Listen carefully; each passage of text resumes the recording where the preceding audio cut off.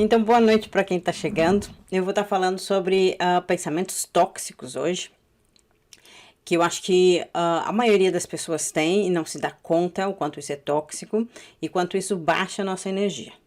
Então, quando vocês quiserem interagir, se vocês têm, se vocês não têm, vocês me escrevem que eu vou interagindo com vocês, tá bom? Então, eu vou agora botar na câmera para que vocês vejam os slides que eu preparei. Deixa eu avisar uma coisa também que eu acho que é importante vocês entenderem. Eu tava fora e cheguei agora pouquinho para fazer essa live, então por isso essa correria toda. Mas vamos lá. Então, deixa eu ver desktop screen.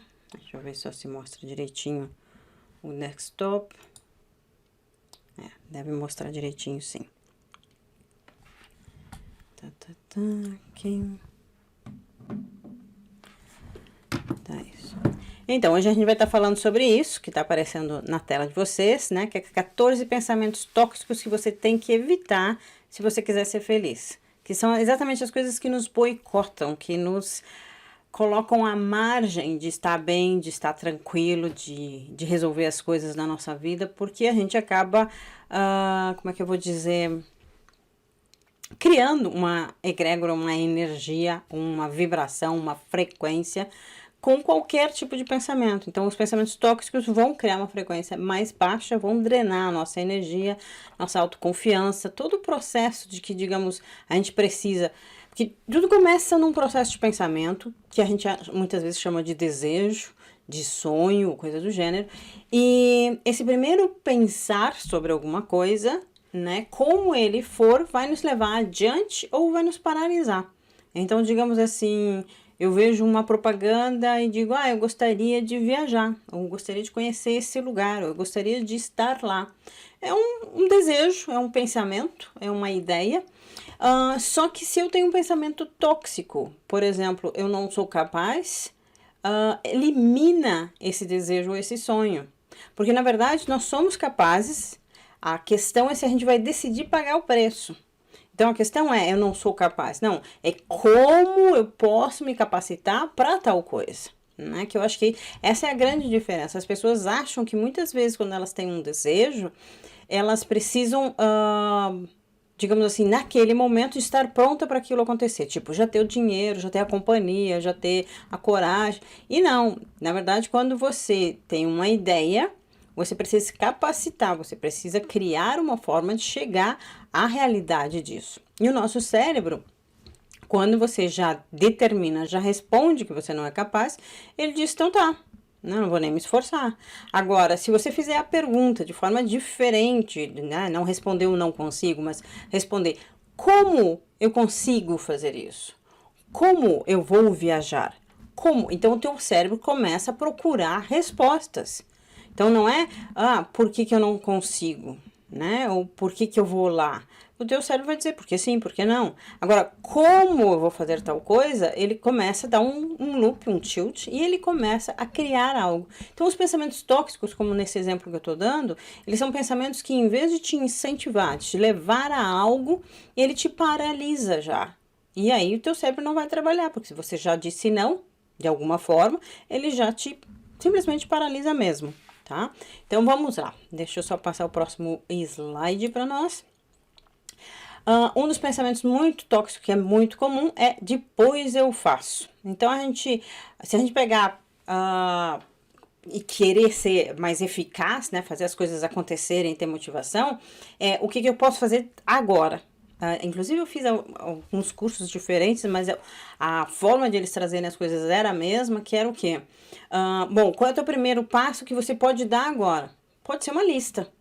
Eu tenho que fazer isso, isso, isso. Eu preciso chegar nesse nível, pode ser de pensamento, de dinheiro, não importa. Mas, em vez de dizer depois eu faço, segunda eu começo, ano que vem vai ser diferente... o que eu faço agora, né? Então, estabeleça um objetivo alcançável, né? Daí, não, você diz assim, não, Milene, mas eu quero, muita gente diz geral, né? Eu quero ser feliz, tá? Mas isso é de comer, isso é de beber, né? O que é ser feliz?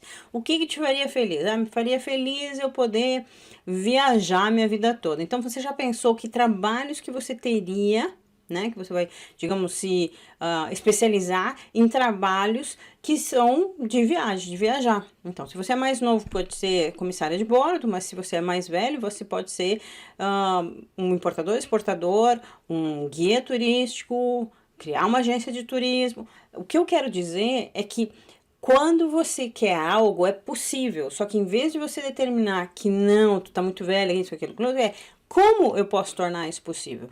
E um dos primeiros pensamentos, que é esse que eu tô falando, que é depois eu faço, eu nem tento. Eu nem tento. Depois eu faço. Então você deixou para depois. A coisa não vai acontecer agora, a coisa não vai ser redondinha, porque você já definiu o que é depois. E o teu cérebro entende isso. Depois é depois, não é agora.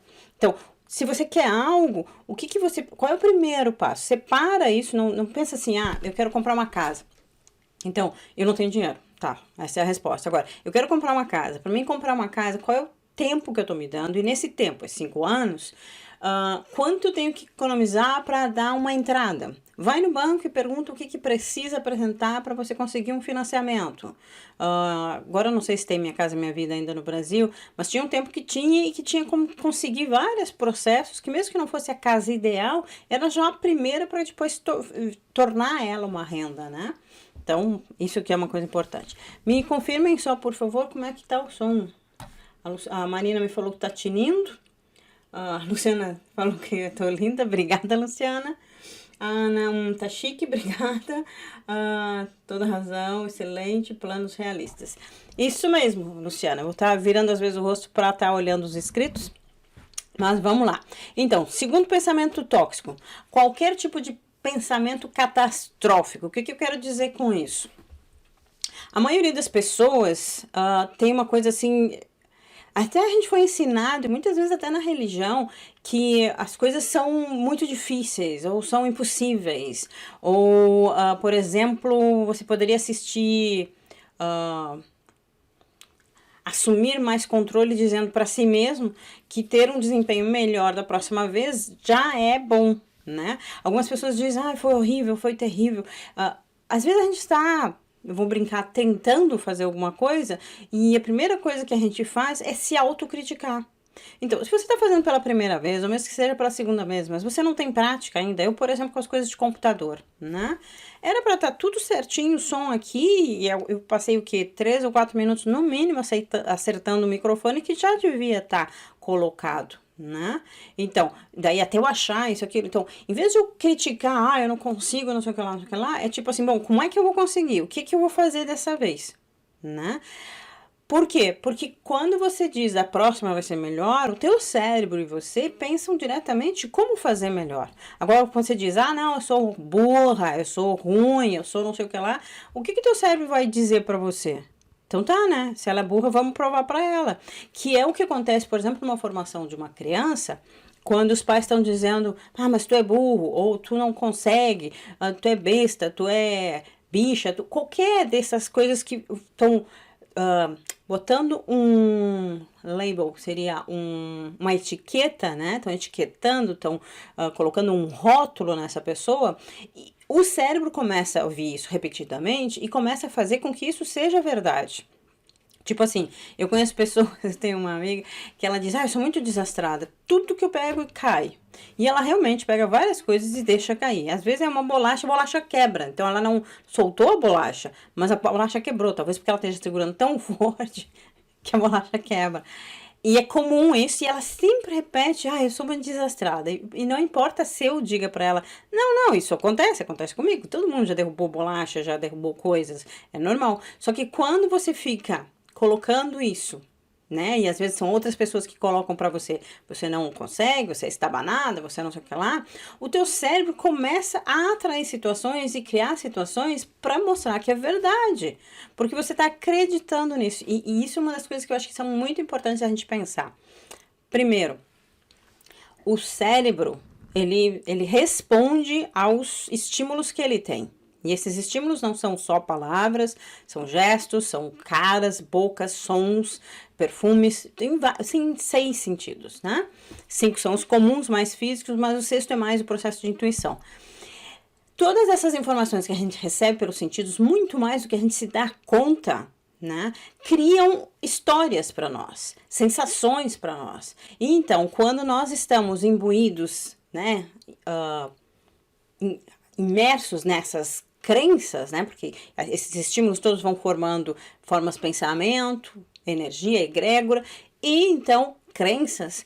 Então, essas crenças, o cérebro diz, ela é isso, entende? Todo mundo diz isso dela, ela acredita, então é verdade. Vamos ajudar ela a ser isso.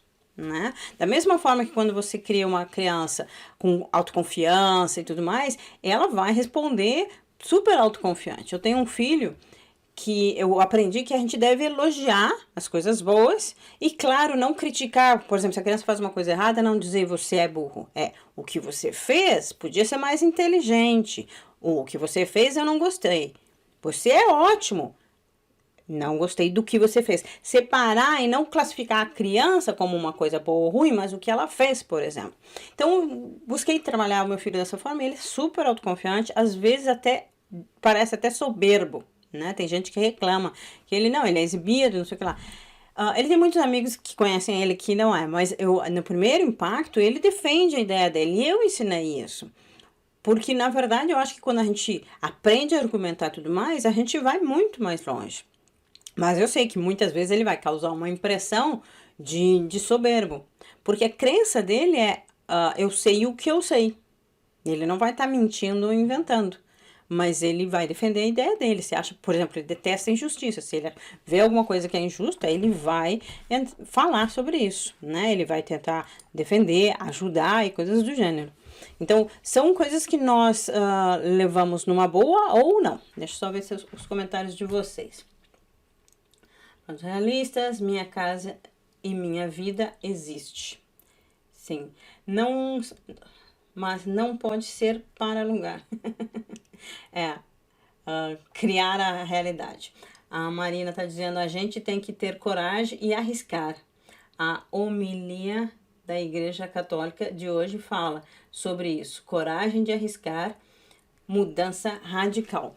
A mudança radical, eu vou colocar aqui, se você sente essa necessidade, porque às vezes a gente está no caminho, pode melhorar sempre, mas a gente pode, digamos, estar bem. Às vezes a gente não quer mais da vida. Por que eu estou dizendo isso? Não é para combater o que você está falando, Marina, mas é para dizer, por exemplo, eu tenho uma irmã que ela mora na praia, é concursada, e ela não quer empreender, ela já foi empreendedora, ela já teve, na época de loja de vídeos, ela já tinha loja de vídeos, e ter funcionário e ver se funcionário falta e imposto. Então, hoje ela tem um trabalho de concurso público e tá feliz com isso. Eu não viveria. Por exemplo, ela trabalha em administração, né? Eu não gosto disso. Então, se eu tivesse no lugar dela, eu teria que fazer uma mudança radical, porque eu estaria muito infeliz ali. Mas ela não, ela tá feliz. Ela tá feliz com a casa que ela tá, com o expediente, com o trabalho que ela tem, com o salário que ela tem. E às vezes algumas pessoas são felizes com o que elas já têm. Isso é muito bom. É muito bom. Eu acho que é muito mais trabalhoso quando você está infeliz com o que você tem, porque é o que você tem. Então, a gente precisa ser grato com o que tem, mas não necessariamente escravo do que se tem ou do que se quer. Né? Então, acho que às vezes tem essa diferença. Mas vamos seguir porque a gente tem ainda muita coisa para falar. Então, sou inadequado. Isso é um outro pensamento tóxico que normalmente quando a pessoa está falando isso, ela está falando em relação a algo ou alguém, tá? Quando eu me sinto inadequado, é porque existe dentro de mim, ou foi falado para mim, o que é adequado. E aí vem uma questão, por exemplo, eu sou uma pessoa que pode ser considerada às vezes inadequada, porque eu falo muito facilmente, né? Muito na lata.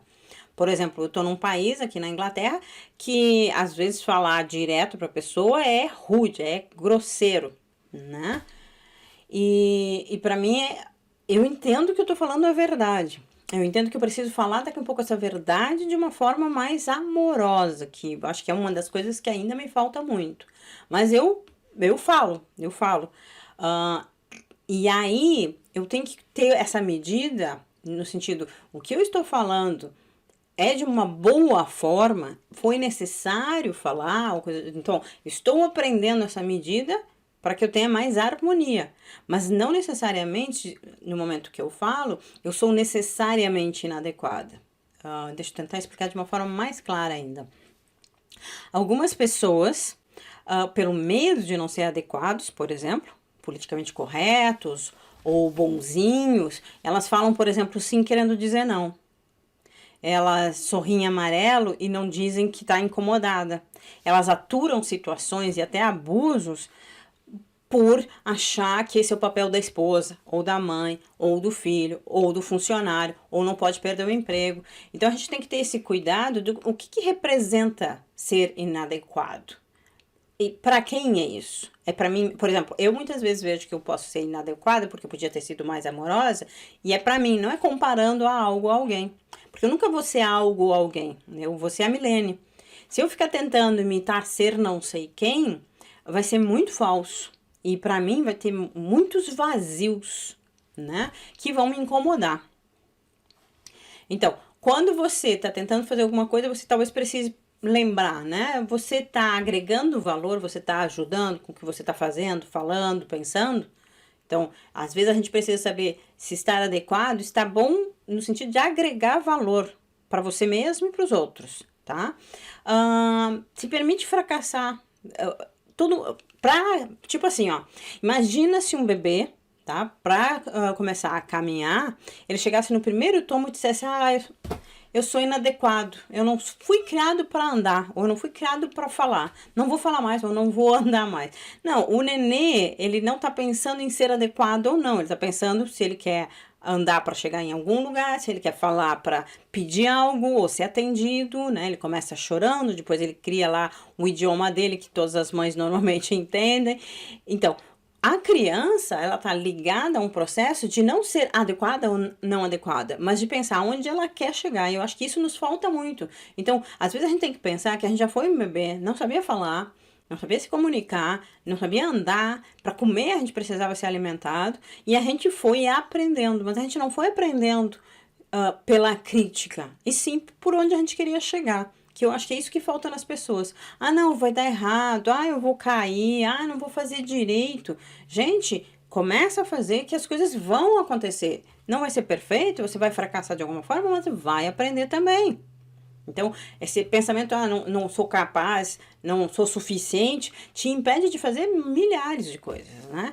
E lembrem que você já foi bebê, aprendeu a falar, e aprendeu a andar, e aprendeu a fazer um monte de coisa, não porque você se sentia inadequado, mas porque você estava se adequando, você estava aprendendo, e com erros, e com fracassos, e tranquilo, tá?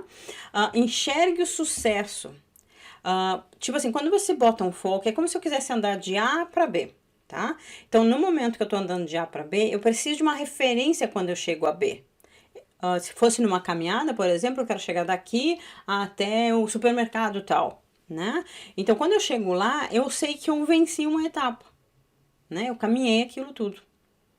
Então, às vezes a gente precisa enxergar esse sucesso de pequenas coisas. Não, eu não comprei a casa ainda, mas você já conseguiu poupar esse mês? Você já conseguiu fazer tal coisa? Você já fez tal plano? Você já se comunicou? Você já, sei lá, fez um orçamento? Essas coisas são importantes pra gente, porque a gente vai enxergando pequenos sucessos e vai aprendendo a ver esse sucesso, ver positivamente as coisas.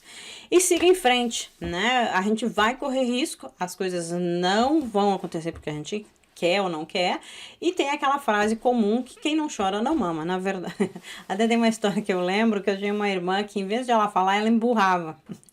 E a gente era uma família de 9 filhos, então imagina, ela, digamos assim, perdeu o tempo emburrada, né? Todo mundo já comeu sobremesa, todo mundo já fez isso, e ela então ela deixou de ter coisas na vida dela por não chegar e reclamar e falar e coisas do gênero. Então, se a gente não chora, né? O bebê não chora, a mãe diz, ele tá bem, não vou dar mamar. Quando ele chorar, eu dou. Não, por isso que a gente fala, né? Se não chora, não mama.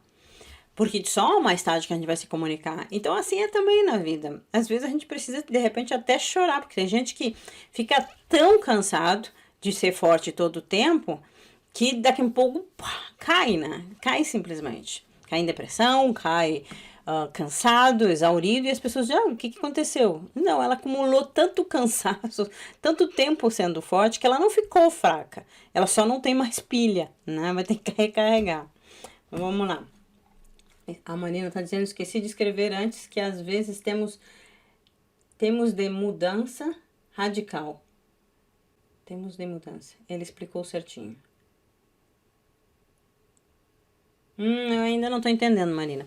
Mas eu acredito que às vezes sim, precisamos mudanças radicais, principalmente seja no processo, eu trabalho com terapia corporal, verbal, um guia é sempre dor, tá? Se tá doendo para falar, tá doendo ouvir, tá doendo uma parte do corpo, tá doendo interno no corpo. Se tem algum tipo de dor, de sofrimento, não é normal. Se uma relação que você vive tem dor, ela é doída, ela te machuca, não é normal. Não interessa se o outro diz que te ama, por exemplo. Então, ter dor, né, não é normal, não está certo. E você precisa ter a guia como dor. Por exemplo, se eu vou fazer massagem num paciente, ou trabalhar pontos, gatilhos ou coisas do gênero, existem várias técnicas que eu trabalho, e eu coloco bem claro, existe aquela dor boa que você diz, bah, tá soltando, por exemplo, numa massagem, ou numa relação, não tá fácil, mas eu tô aprendendo a me deixar ser cuidada, eu tô aprendendo a pedir, eu tô aprendendo a ser frágil, eu tô aprendendo a ser sensível. É uma dor boa, porque você vê progresso naquilo ali, tá? Agora existe a dor ruim, seja num músculo você simplesmente contrair e não conseguir respirar, eu vou machucar a fibra do teu corpo se eu insistir nessa dor ruim, assim numa relação, assim no teu trabalho. Se essa coisa te contrai, te cria estresse, não é normal, não tá certo, não segue com essa dor. E aí sim, tá doendo, talvez você tenha que fazer uma mudança radical. Espero que seja nesse sentido, Marina, que você tá tentando falar. Vamos lá. Outro pensamento muito tóxico é cuidar de você mesmo, tá? É egoísmo. E isso muita gente coloca. Eu vejo muitas mães de família que às vezes ela tem, além de ela ter um emprego, ela cuida dos filhos, o marido virou filho também às vezes, porque é ela que tem que cuidar das compras disso, daquilo, da hora da alimentação, o que eles vão fazer e não sei o que lá. E para ela, tipo assim, não, eu vou pegar um dia de folga para mim, ela se sente egoísta. Eu vou... Até a gente tava comentando hoje no curso que eu tava fazendo, e a Mel falou assim, que ela tem uma boa sogra, isso, aquilo, e que às vezes a sogra vem, a sogra foi criada num processo mais machista, diz assim, mas você vai deixar o filhinho dela, né? O teu marido com as 3 crianças, ela diz assim, tá, mas eu passo a semana toda com as 3 crianças, porque ele vai passar um dia, ele é o coitadinho, então eu sou o quê, né? E isso é um pensamento muito maduro, porque a maioria das mulheres não se vê assim. Eu já fiz vários cursos, eu fui fazer um curso, por exemplo, de feminino e masculino, e algumas mulheres chegaram atrasadas porque tinha que cuidar do almoço do marido, das crianças. Ela tinha que preparar todas as coisas para poder ter um tempo. Mas estava culpada porque ela estava fazendo uma coisa para ela. Então isso para mim é uma coisa extremamente tóxica. Não importa se é homem ou se é mulher, se é no teu trabalho, em casa ou num relacionamento. Quando você ter tempo para você é uma coisa que você se sente egoísta, pensa de novo. Pensa de novo porque, como é que eu posso dizer? Como é que você vai cuidar de alguém se você não se cuida? Quanto tempo isso vai durar? E isso vai virar o que depois? Né? E principalmente, uma das coisas que eu mesma fiz, uma vez que eu tive filho, é virar mãe. Só mãe. Só mãe. Pá. Nem ter relacionamento afetivo, nada. Só mãe. Foi uma forma de me esconder? Sim. Mas foi uma forma, digamos, de virar a boa mãe. E que boa mãe é essa? Que exemplo que eu dou pro filho de, tipo assim, o que é ser uma boa mãe ou um bom pai? É não se cuidar, é não ter vida social, é não ter não sei o que lá. Então, acho que a gente tem que cuidar muito, que a gente, digamos, não quer ser egoísta, quer ser uma boa mãe, uma boa esposa, uma boa colega, uma boa trabalhadora, e simplesmente esquece de si mesmo. Então, uma coisa que eu brinco muitas vezes com meus pacientes é, bom, se até carro tem que trocar óleo, trocar pneu, fazer revisão e tudo mais, por que que nós, que não somos máquinas, não tem peça para trocar, um transplante é extremamente complicado, como é que a gente não vai cuidar desse veículo que leva a nossa alma? Né? Porque é o único, nessa vida é o único veículo que eu vou ter. Se você acredita em outras vidas, talvez você tenha outros veículos, mas se você não cuidar bem desse, o próximo não vai ser muito bom. né? É como se eu dissesse assim, se fosse carro o nosso corpo, né? Se eu não cuidar bem do carro e deixar ele ser batido, não ter óleo, fundir motor, ele vai ser avaliado muito mal. Então, pela troca para um carro melhor, eu não vou conseguir muita coisa. Então é a mesma coisa, esse corpo é um templo, carrega a tua alma, né? Centelha divina. Se eu não vou cuidar desse carro, porque é egoísmo eu cuidar desse veículo, quem é que vai cuidar? Como é que eu espero que a coisa fique? Né? Então a gente tem que repensar muito essa questão que cuidar de si não é um egoísmo, é uma necessidade. E em relação a filhos e marido é um ótimo exemplo. Porque se você não faz isso, por que você acha que eles têm que te cuidar? Né? Por que você acha? Mas é que eu cuido de todo mundo. Tudo bem, você fez essa opção, mas não necessariamente isso significa que as pessoas tenham que te cuidar. Porque se você não fizer isso por você, vai ser muito raro que as pessoas entendam que você tem essa necessidade, tá? Então, acho que é necessário se pensar a respeito disso. Vamos lá. Outro pensamento é: a vida dos outros é tão melhor que a minha. É tão fácil as pessoas olharem no Facebook, no Instagram, a imagem das pessoas e dizer, ela sei lá, tem um marido melhor que o meu, tem uma casa melhor que a minha, um carro melhor que o meu. Ou, de maneira geral, ela nem tem nada melhor, mas eu olho para ela, tipo assim, a grama do vizinho é sempre mais verde que a minha. Isso é um pensamento extremamente tóxico, porque, em primeiro lugar, o fato da vida dela, sei lá, ter mais coisas ou ter menos coisas que a tua, não muda a tua vida. Então, digamos que você diga assim, eu queria estar morando na Inglaterra que nem a Milênia. Milênia tem uma vida boa. Olha, você não sabe se eu tenho uma vida melhor que a sua, né? Eu, por exemplo, quando cheguei aqui, eu até fui trabalhar como cuidadora, mas também trabalhei com faxina. Até conseguir o inglês melhor, até conseguir um emprego melhor, e aí tá. Daí fui indo. Hoje eu sou autônoma e tudo mais, e tô construindo a vida que eu quero. Aí você vai dizer, Milene, tá, mas só agora você tem isso? Não, eu já tinha no Brasil, eu já tinha clínica e tudo mais. Mas o mais louco de tudo, apesar de eu ter clínica, ter clientes e ter uma série de coisas que eu posso dizer que estava muito bem no Brasil, interno em mim, eu tenho uma formiguinha que precisa às vezes dar uma viajada. Não é a primeira vez que eu me mudo do Brasil e moro em outro país e tudo mais. Porque tem dentro de mim uma necessidade de conhecer mais pessoas, de me relacionar de forma diferente. A cada pessoa que eu conheço é um eu diferente. Você não se comunica da mesma forma com crianças, adultos, doentes, felizes, e pobres e ricos. A gente tem outros eus que se comunicam de outras formas, porque as pessoas também se comunicam da gente com outras formas.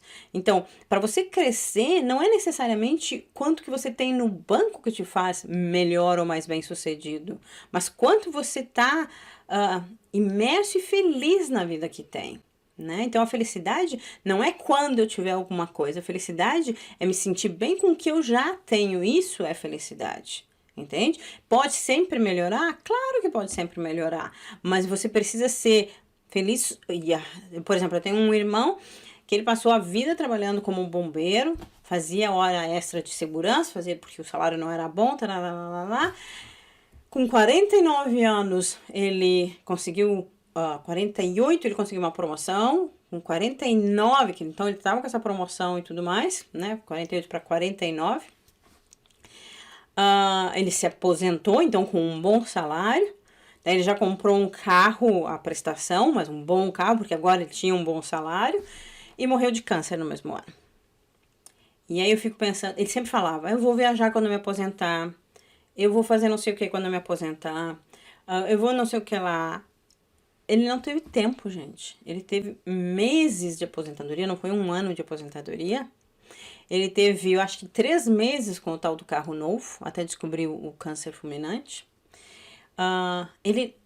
Entende? Sempre deixar para depois. É que nem você ter, sei lá, a minha mãe fazia isso, uma toalha de mesa que vai usar para as visitas, uma toalha de não sei o que para as visitas, a louça para as visitas, as panelas para as visitas, a comida para visita. E as visitas quase não vinham, então praticamente nunca era usado. Né? Então a mãe morreu e a gente herdou coisas novas, toalhas de mesa, toalha bordada que ela bordou no enxoval dela para quando as visitas viessem. Então isso são coisas que a minha vida não é melhor porque eu não tô vendo ela melhor, porque eu não tô fazendo dela uma coisa melhor, né? Porque cabe a nós fazer isso.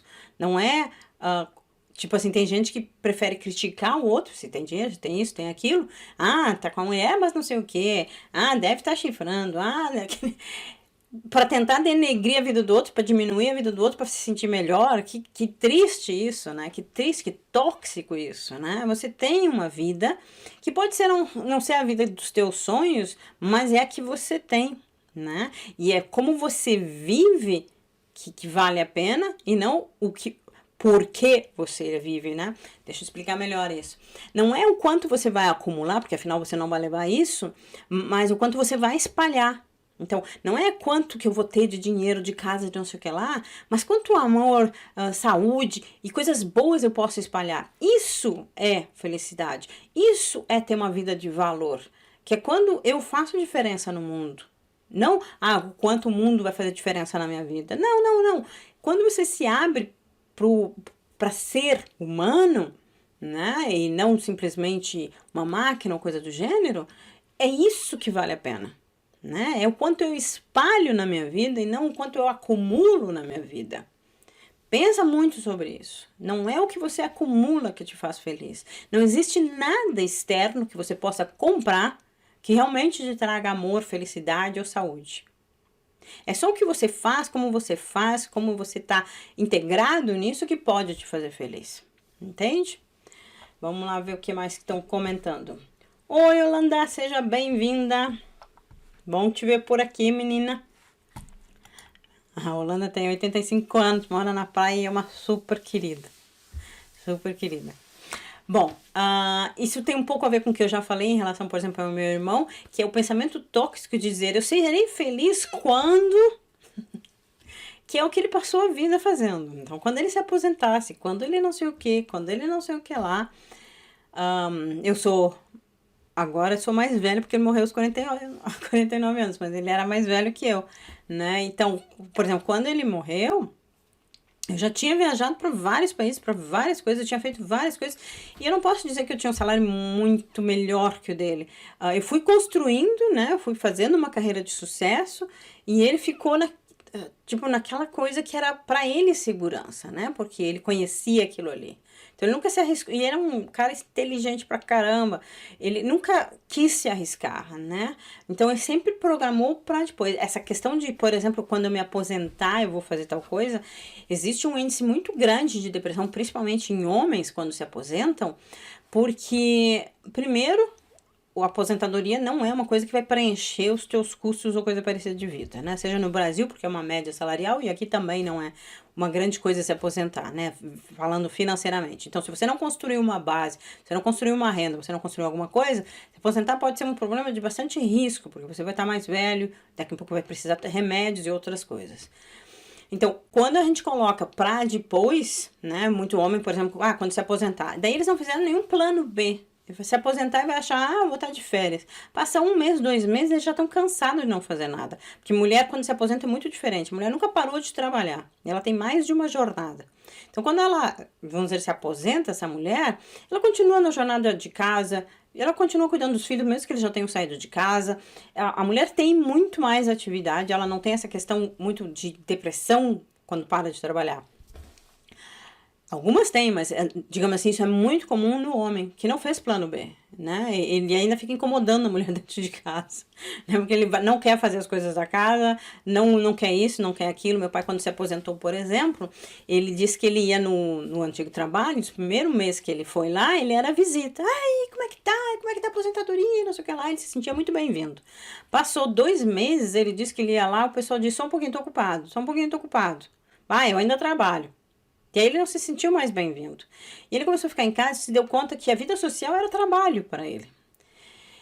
E aí fui eu que comecei a empurrar ele. Não, vai para a igreja, vai cantar no coral, vai não sei o que lá. E depois ele foi para a associação dos bancários, que ele era bancário. E aí ele começou a se criar atividades e coisas para ele se sentir bem de novo. Então a gente tem que cuidar muito com esse quando, porque a gente não chegou lá, a gente não sabe se é tudo bom. Tipo assim, quando eu me casar. Eu acho que foi hoje a gente estava falando lá com a Luciana, a questão de, eu vou ter filho, né? Então as pessoas dizem, eu quero ser mãe, né? Como se fosse tudo um mar de rosas. Claro que é maravilhoso. Eu sou uma mãe muito feliz de ter filho, mas não é assim tão fácil, gente. Você tem que gerenciar milhões de coisas. A tua vida muda para sempre. E não interessa se esse filho está vivo ou morto. Não existe as mães e não existe as filhos. Como você lida com essas relações de ele vivo, morto, longe, perto, grande ou pequeno, é diferente para cada um. Mas algumas pessoas colocam muito. Como é que eu posso dizer? Vai ser feliz quando casar. Não, vai ter vários outros desafios. Vai ser feliz então quando tiver filho, quando tiver o segundo filho, quando tiver o terceiro filho, quando tiver netos, quando for vó. Não, gente, tudo tem seu preço, tudo tem a parte boa e a parte ruim.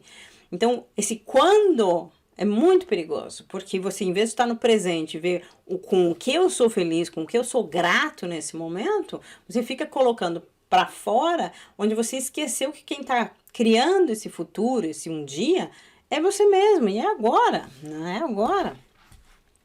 Deixa eu ver se mais alguém comentou. Não, vamos para o próximo. Eu não deveria estar me sentindo assim. Todo mundo se sentiria melhor se simplesmente deixasse as emoções fluírem. Afirma a psicóloga que eu estava olhando. Então, o que acontece? Às vezes a gente tem uma ideia de que, por exemplo, eu perdi algo. Não importa se foi um brinco, caiu um brinco da orelha e o outro não caiu, eu perdi algo, né? E aí eu fico muito chateada. Muitas vezes não é nem por esse brinco que eu perdi, é, sei lá, por várias outras coisas e o brinco foi a gota, né? Ou, por exemplo, eu vi um filme, eu sou daquelas que choram por filme, até por comercial, por vídeo mais dramático, eu choro.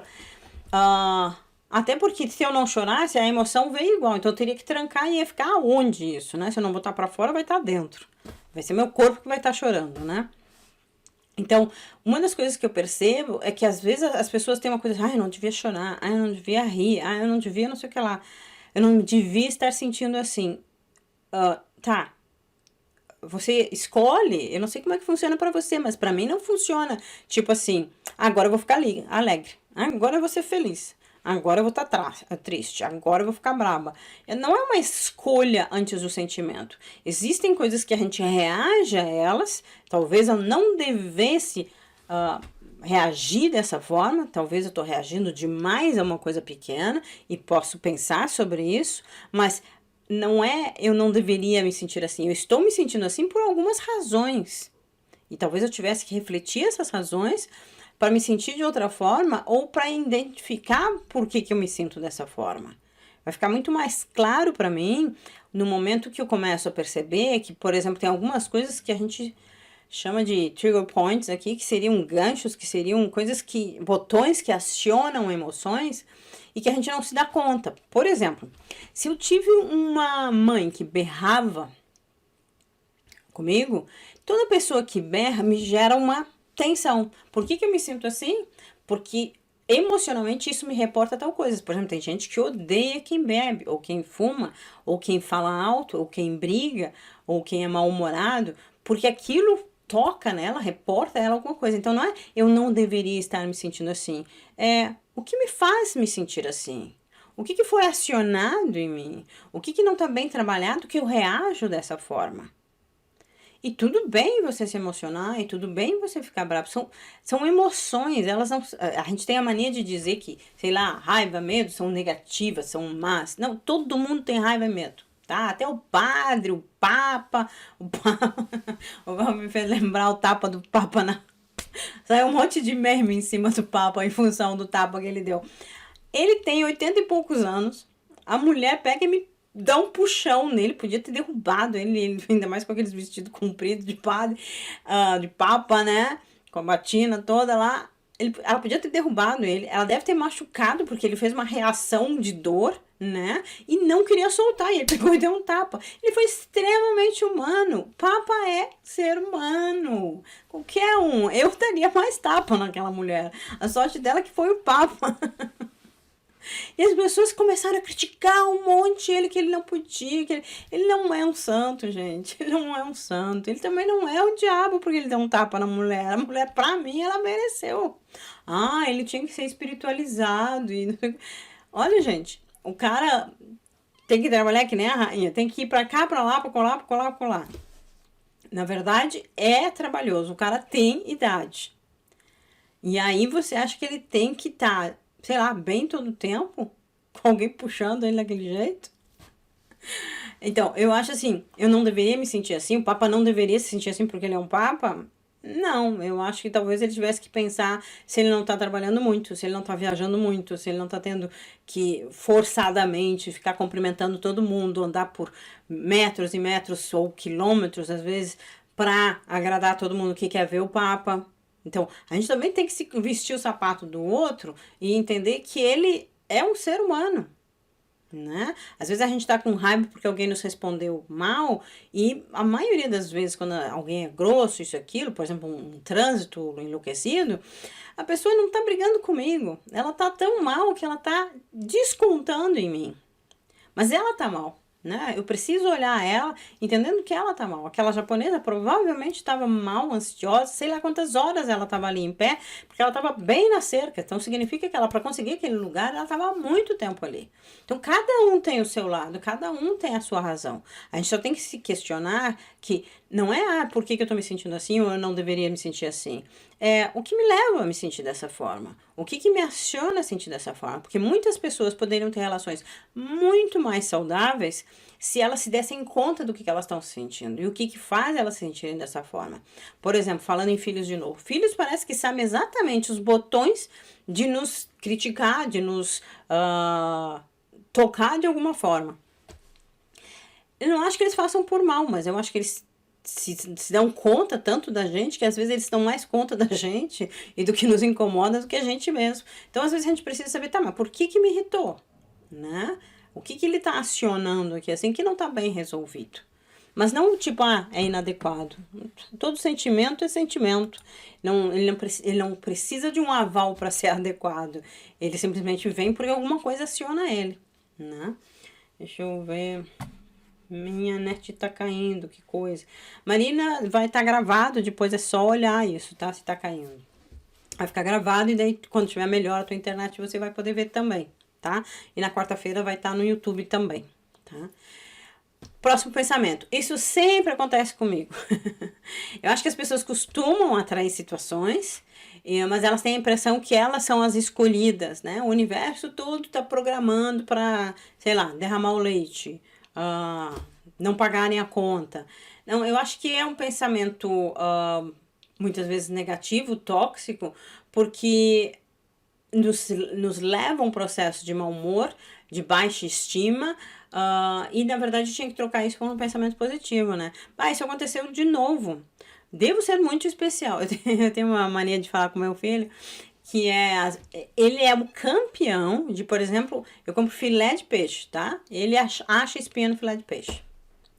Eu não acho, ele acha. Eu boto, por exemplo, azeitona. Até hoje em dia eu nem boto azeitona na comida, porque ele não gosta. As azeitonas caem tudo no prato dele. Mesmo que eu tente escolher, cai tudo no prato dele. Eu digo, tu é muito sortudo.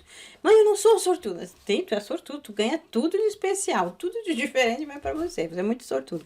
Porque é colocar um pensamento positivo sobre as coisas e não deixar que elas te afetem, né? Então hoje tinha uma fase agora que aconteceu de as coisas não caírem no prato dele nem nada, mas as coisas também não acontecerem. Ele costuma ganhar em bingo, ele costuma ganhar sorteio. Eu nunca ganho isso. Então eu digo, as coisas chegam para ele, né? E agora por último estava acontecendo umas coisas de nada ele ganhar, nem o espinho, mas nem as coisas boas também, né? Ele disse, mãe, eu acho que eu deixei de ser sortudo. Daí trabalhamos a questão de energia, de humor, de pensamento, de dúvida, as coisas dele, né? Conversamos e tudo mais. Pedi para uma amiga terapeuta também ajudar ele. E aí, agora ele tá bem, legal de novo, as coisas estão fluindo na vida dele. E agora ele diz, não mãe, eu sou sortudo. Eu digo, viu? Porque você queria afirmar que você não é sortudo, que as coisas só acontecem contigo e de uma forma negativa, né? Não, as coisas acontecem, sejam boas ou não. Então, a tua vida acontece muitas coisas boas e diferentes. É o ângulo que tu vai olhar isso que vai fazer a diferença. Agora, se você quiser se vitimar, quiser reclamar, pode ser bem chato, muito chato. Aliás, a forma e a fala que você vai ter vai ser chata. Vai ser muito chato. É só comigo, é só eu. É complicado. Próximo pensamento. Queria ser mais como ele ou ela. que é a questão de comparação. Eu não sei vocês, mas eu venho de uma família grande, então é comum entre irmãos, mas mesmo que sejam dois irmãos, eu, por exemplo, tenho uma irmã gêmea, então a mesma barriga, a gente dividiu, colégio, professor, uma série de coisas. E como é que eu posso dizer? Eu tenho um pensamento que eu não queria ser como ela, ou como as minhas irmãs. Talvez porque em várias coisas eu fazia acontecer como eu queria, né? E eu vejo que isso é uma dificuldade em geral da minha família. Como é que eu vou explicar? Vou dar um exemplo. O meu pai passar em concurso era a melhor coisa que se podia fazer. Para minha mãe ser professora era a melhor coisa que podia fazer. Então, por exemplo, eu tive pelo menos 3 irmãs, né? Somos 6 filhas. 3 irmãs foram estudar magistério e tudo mais para ser professora. A única que dá aula mesmo sou eu. Fui professora mesmo, mas nunca fiz magistério, porque eu fui dar aula sobre uma paixão minha. Minha paixão não era ser professora. A paixão de ser professora era da minha mãe. A paixão de passar em concurso era do meu pai. Eu acho que quando você começa a se comparar, no sentido, vai ser mais amada, vai ser menos amada, essa pessoa que é feliz. Não, principalmente os pais muitas vezes caem nesse erro, que é o quê? É achar que o filho vai ser feliz com o sonho dele. E muitos filhos buscam realizar os sonhos dos pais para fazer os pais felizes e são infelizes, né? Então aquelas pessoas que muitas vezes começam medicina e gostam de outra coisa, né? E assim vai.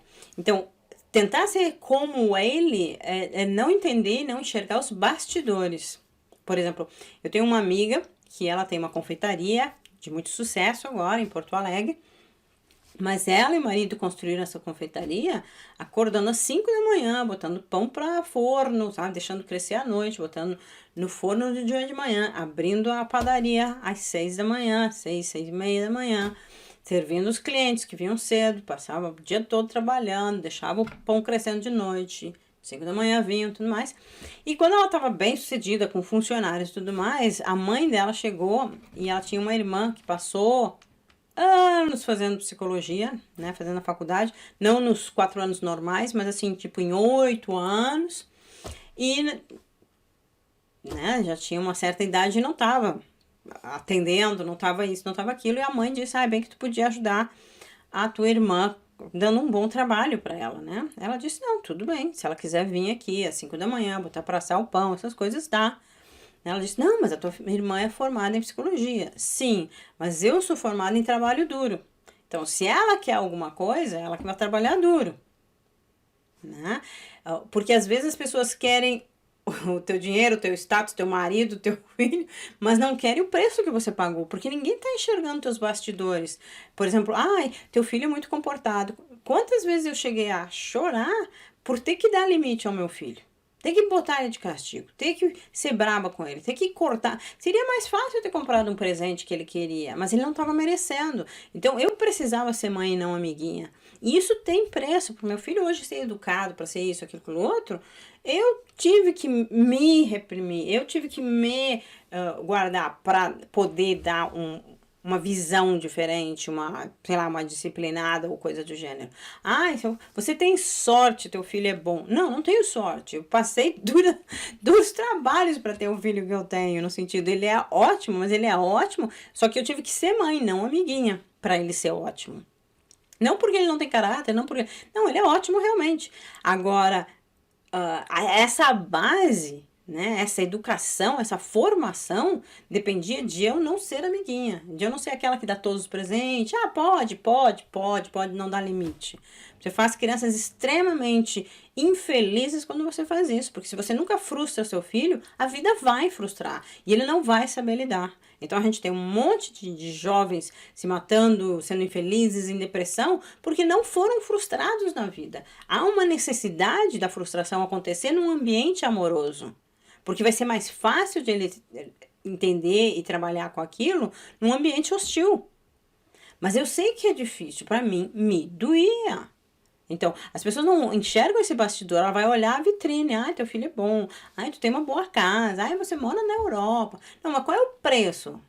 Eu fiz faxina aqui para pagar a conta aqui. Por quê? Porque apesar de eu ser terapeuta e ter clínica no Brasil e tudo mais, quando eu vim aqui eu era ninguém.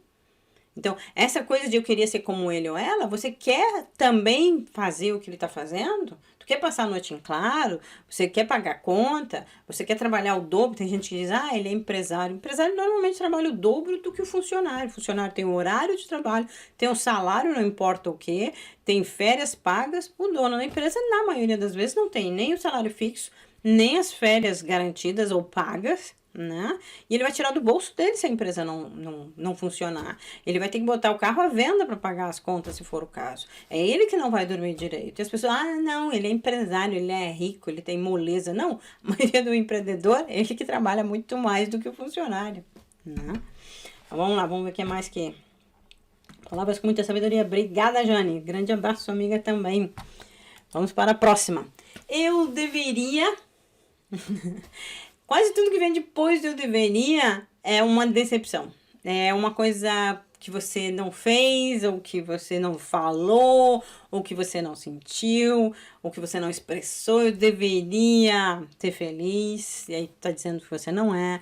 Eu deveria ter dito tal coisa, você tá dizendo que você não fez, que você tá decepcionada. Eu deveria é um pensamento extremamente tóxico, porque ele não acrescenta nada, né? Então, em vez de usar eu deveria, é como eu farei?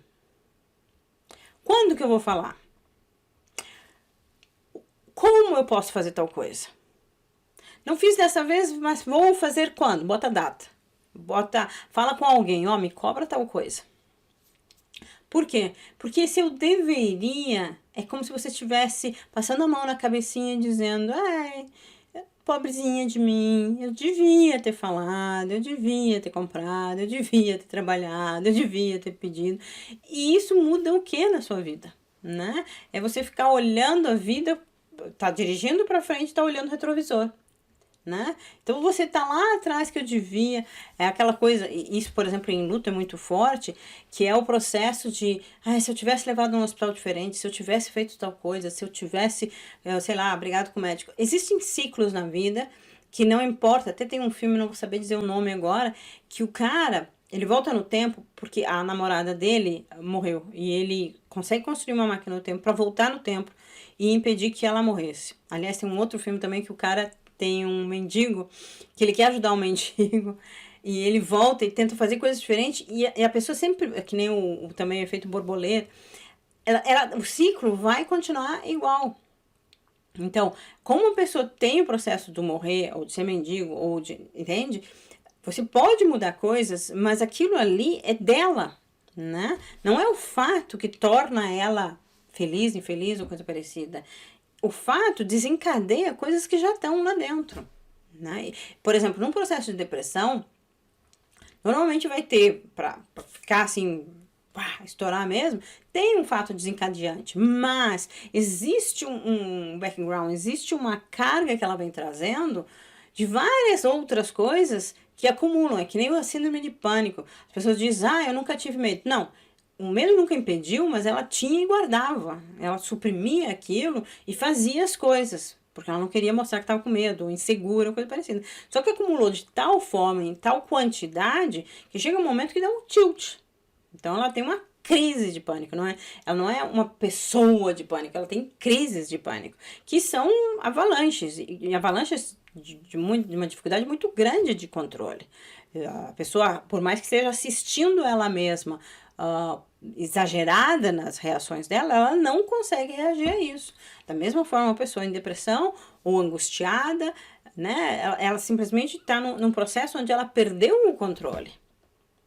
E as pessoas acham que não, deveria ser diferente. Deveria nada. Na verdade, é uma consequência de alguém que está buscando ser forte todo o tempo e tem um momento que quebra, né? Então, em vez de deveria, né, o que você vai fazer a respeito? E o que vale a pena fazer a respeito? Porque às vezes a gente fica matutando, sei lá, um dia, uma semana, anos, às vezes uma briga, uma coisa que falaram de você, ou sei lá o quê, um mexerico, que não valeria a pena nem você gastar pensamento. O problema é que não foi o que ela fez o mexerico, foi o que aquilo ali aciona em você. Então não é o fato que está te machucando, é como você lida com esse fato, como você reage a isso. E às vezes você reage não por aquela fala, mas porque aquela fala te transporta a uma dor maior que você tem, a uma dor que você foi forte, a uma dor que você não conseguiu falar porque, sei lá, você era pequena e o vizinho, o tio fez não sei o que com você e você não conseguiu se expressar. Então, anos mais tarde, vai vir um processo que é pequeno. Alguém dizendo, sei lá, você é fácil. E aí vem, muitas vezes não vem a memória, vem a dor do abuso que você sofreu lá atrás. Qualquer forma de abuso. É isso que as pessoas não entendem. A gente precisa entender que a gente conta a nossa história não como fatos. A gente interpreta esses fatos, a gente diz que foi bom, foi mal, a pessoa foi isso, foi aquilo, a gente julga. E essa história é uma verdade para o nosso cérebro, mas não é uma verdade real. Não, você não está baseado em fatos e reagindo a fatos. Por exemplo, se eu fosse factual na minha vida, eu ia dizer, e tem pessoas que têm até, vamos dizer que são condições mentais, que são pessoas que falam coisas triviais e coisas graves no mesmo tom, né? Então, por exemplo, o tio morreu, mas a minha tia comprou um vestido muito bonito. Eu gosto das bolinhas do vestido da minha mãe. Eu entendo coisas assim, mistura assuntos no mesmo nível, sem emoção. Então, existem pessoas assim, mas nós normalmente não somos assim. O normal é nós colocarmos interpretação, julgamento, crenças, uma série de coisas na fala, né? E para que você possa ajudar alguém, por exemplo, você não vai poder chegar para ela e simplesmente, que eu falei hoje no curso, né? Se atirar no buraco com ela, quer dizer, ai, vamos chorar então, vamos, não sei o que lá. Muita gente acha que ajudar é isso, né? A fulana fala mal do marido e diz, teu marido realmente não presta. Que isso é uma coisa que às vezes se diz de diferença dos homens com os homens, né? Existe uma piada que diz que, uma piada que tem um pouco de verdade, né? Que diz, se o teu marido chegou de manhã em casa e você tá furiosa com ele, você diz, onde você teve? E ele diz que estava na casa do fulano, você pode ligar para um fulano e que ele, 99% vai dizer, não, ele tá e tá aqui dormindo ainda. O homem defende muito o homem justifica muito o homem. E a mulher, se a mulher chegou tarde em casa e disse, não, eu tava na fulana, e o cara liga, a mulher vai dizer, não tava, mas a tua mulher andava muito saidinha mesmo, né? Então a mulher tem um processo de julgamento muito grande sobre ela, sobre as mulheres.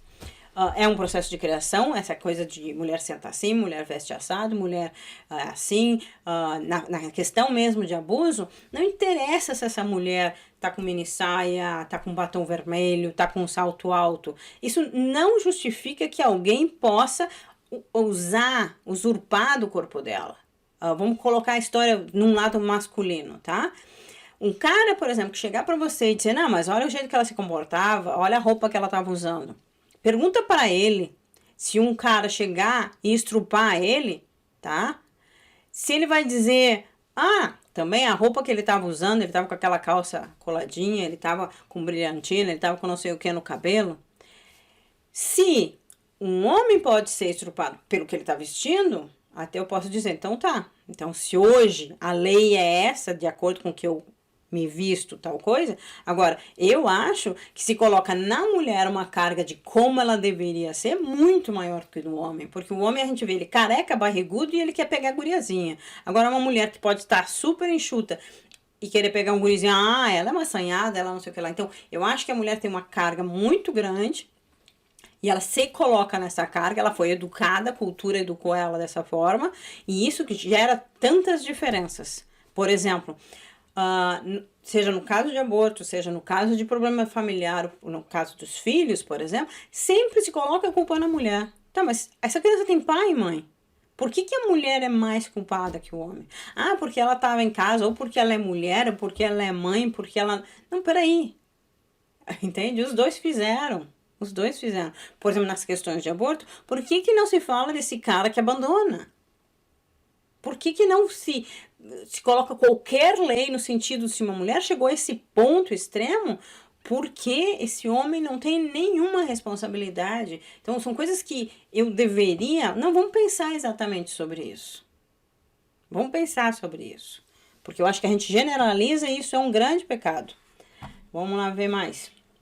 Oi, Serafina. Realmente Não muda nada. Eu deveria.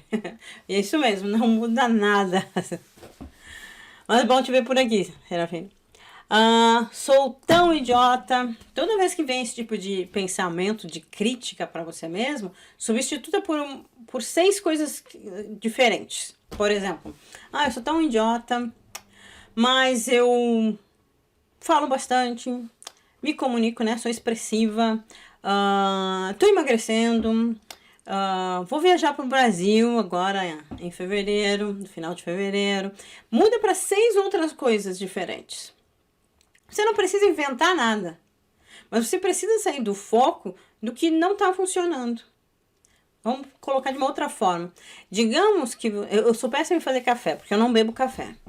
Então, quando vem visita, Pedro, meu filho, às vezes diz assim: olha, se eu fosse você, eu preferia chá, porque eu ofereço chá e café. Eu preferia chá ou água, porque o café da mãe não é muito bom. Tem gente que gosta, tem gente que não, depende do gosto. Mas eu vou te dizer que como eu não provo, eu não tomo café, a minha medida não é muito clara. Então se a pessoa diz, não, eu coloco 2 colherinhas de café, ou eu gosto de café forte, ou café fraco, eu vou fazer o que eu entendo de café forte ou café fraco.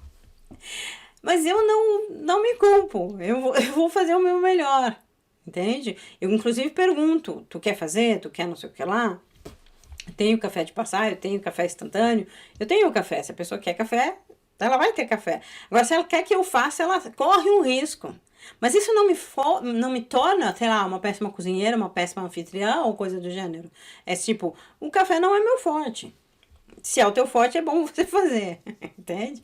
Por exemplo, chá eu já entendo melhor. Eu já gosto de chá, já posso falar sobre o chá e coisa do gênero, porque é uma coisa que eu gosto. Então, eu vou provar se eu tiver dúvida, por exemplo. Não, provavelmente eu tenho chá, mas entende? É que nem fazer comida. Eu normalmente provo minha comida pra ver se tá com sal, não tá com sal, coisa do gênero.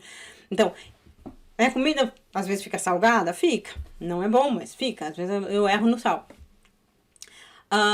Mas daí eu digo, olha, tá mais salgado, hoje eu caprichei.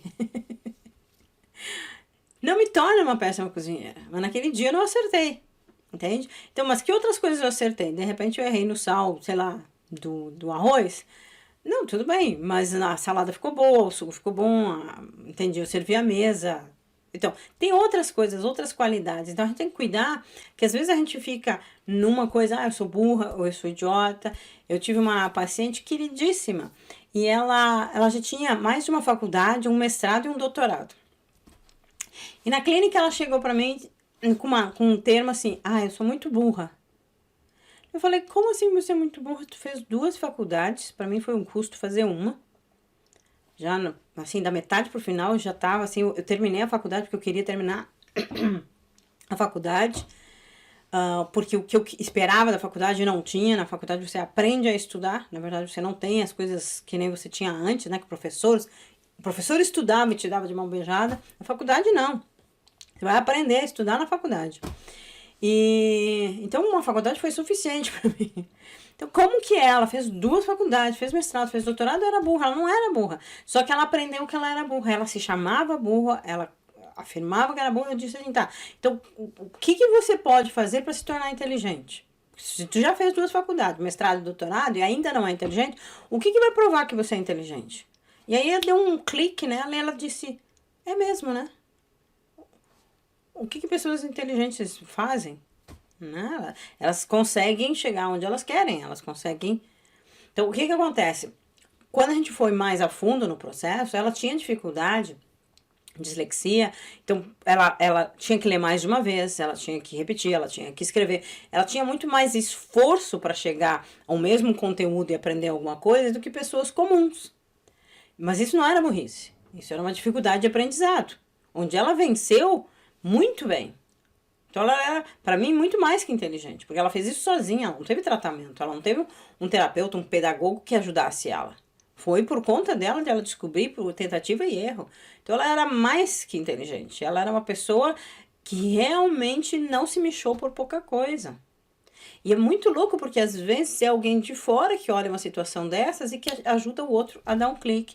Por isso a gente tem que cuidar quando a gente nomina ou rotula algo ou alguém, ou mesmo a gente mesmo, porque a gente às vezes está fazendo um grande desserviço. A pessoa não é só aquilo. Por exemplo, eu tô fazendo uns textos, umas coisas, e uma das coisas que eu coloco é: eu não sou terapeuta, eu estou terapeuta, eu estou mãe, eu estou filha. Entende? A gente está essas coisas, a gente não é só isso.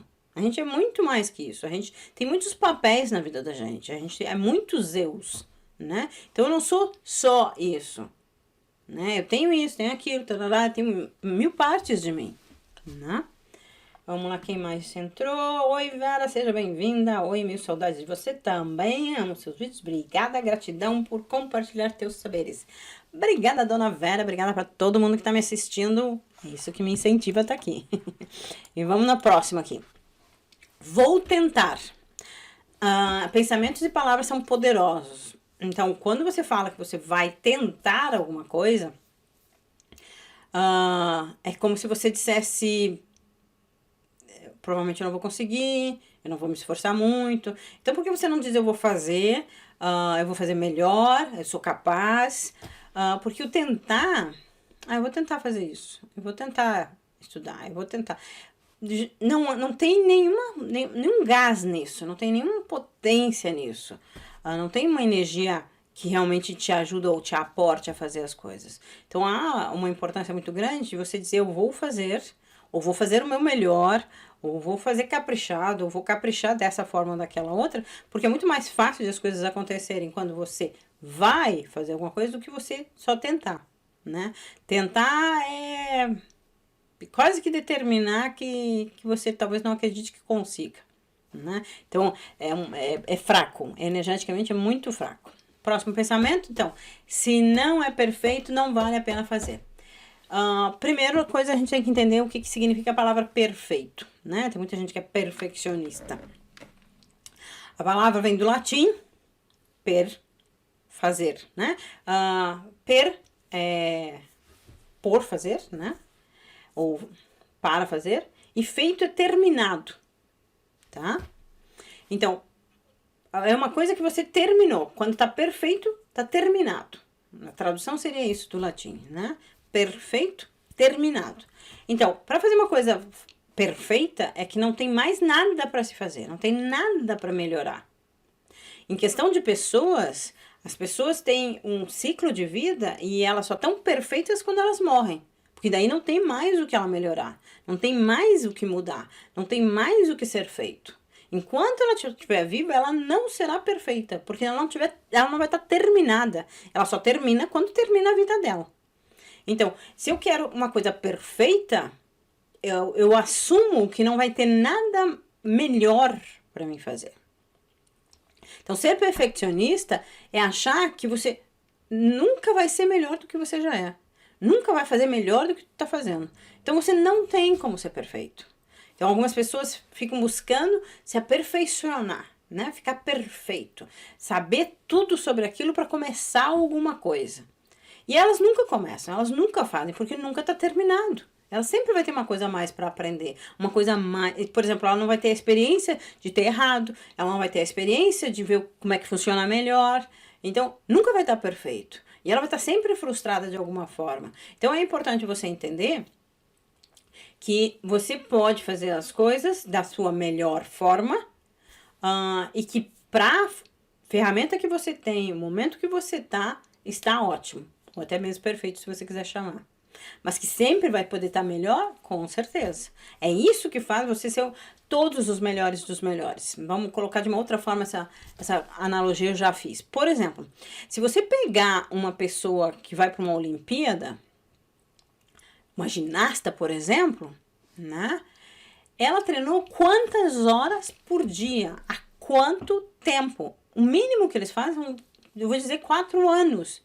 De muito trabalho árduo para chegar numas Olimpíadas e ter segundos para dizer que eles são perfeitos ou não perfeitos. Então as pessoas, inclusive, consideram isso: ela teve sorte. Não teve sorte, ela praticou muitos anos. Eu acho que é Beethoven, eu não me lembro se é Beethoven.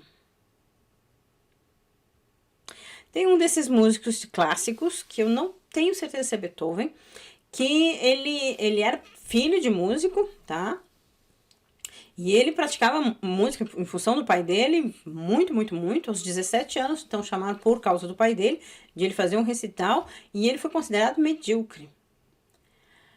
Ele seguiu praticando, praticando, praticando. Aos 21 anos, ele também fez mais a própria música dele e acharam que ele era comum. Ele seguiu praticando, praticando, praticando, e eu acho que foi aos 30 anos que ele fez o primeiro, digamos, concerto que foi muito elogiado. E aí chamaram ele de gênio, né? Um gênio da música. Então eu vou dizer para vocês que é muito fácil, depois que está dando certo, te chamar de inteligente, de gênio, coisa parecida. A maioria vai te dizer que quando você está anos, que foi o caso dele, anos, foram mais de 15 anos, quer dizer, desde pequeno, na verdade, ele tocava, né, instrumentos por causa do pai dele. É muito fácil dizer que ele é um gênio depois de que um gênio praticou tantas horas alguma coisa. Dizem para que você seja bom em alguma coisa, você, para ser bom, não é ser o melhor, mas para ser bom, você tem que ter pelo menos 5.000 horas praticando aquilo. Então as pessoas acham que elas vão fazer uma ou duas vezes e serem perfeitas. Não acontece dessa forma.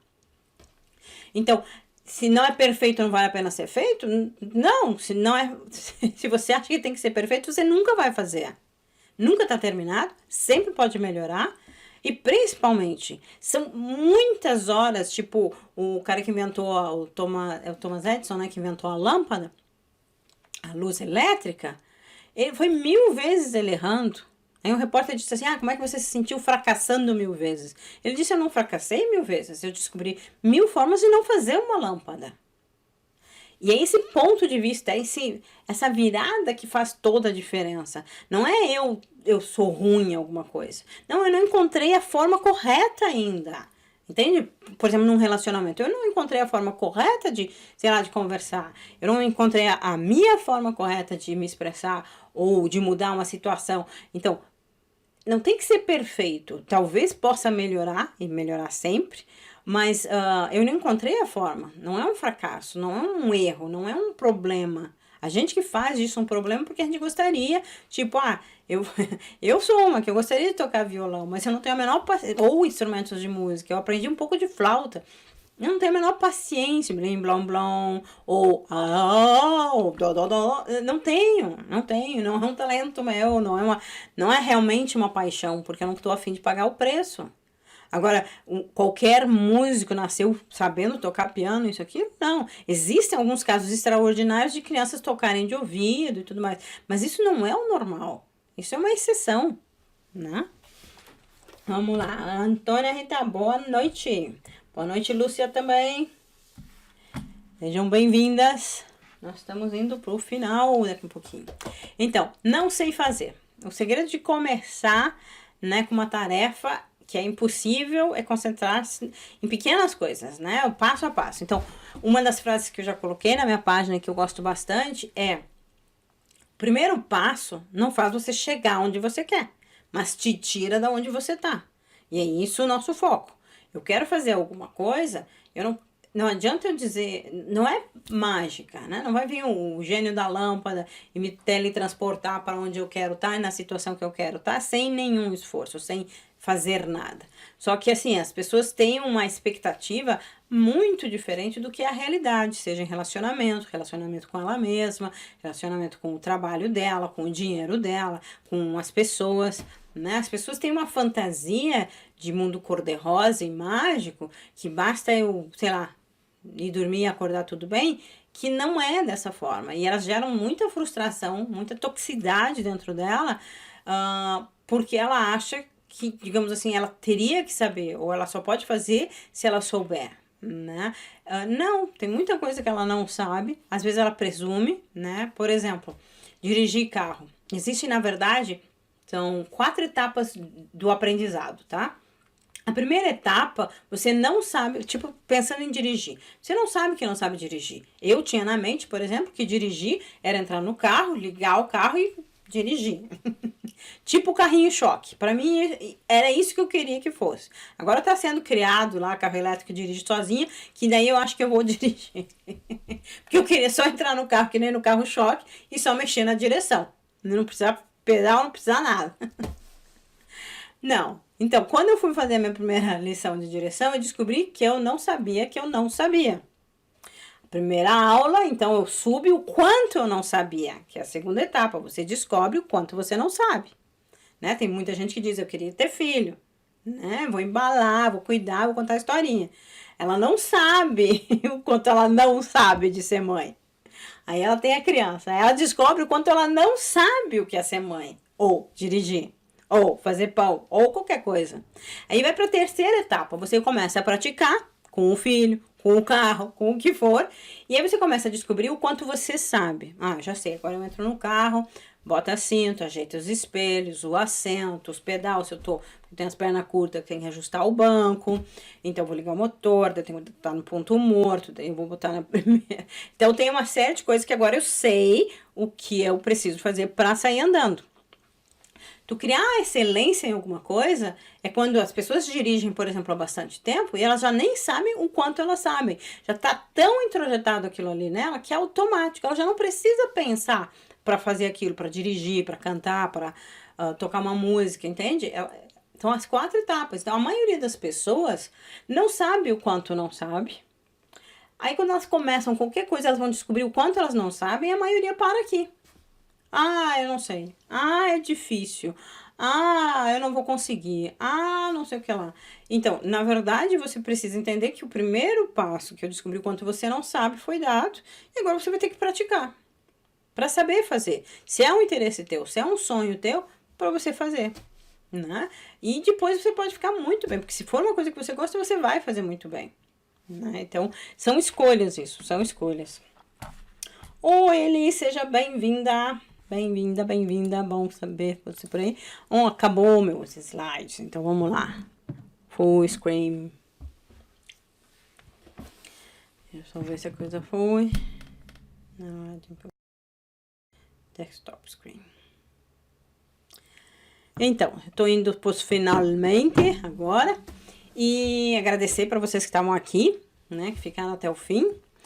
E dizer para vocês darem uma pensada no quanto vocês estão sendo legais, gentis com vocês, ou quanto vocês estão sendo malvados com vocês, com pensamentos tóxicos, seja de descrença, seja de rótulos, seja de comparação, né? Que são toxicidades que a gente não tem necessidade, porque na verdade elas não nos ajudam, elas atrapalham muito a nossa vida. E outra coisa que a gente precisa começar a pensar, provavelmente na próxima live eu vou estar falando sobre isso, que são pessoas tóxicas.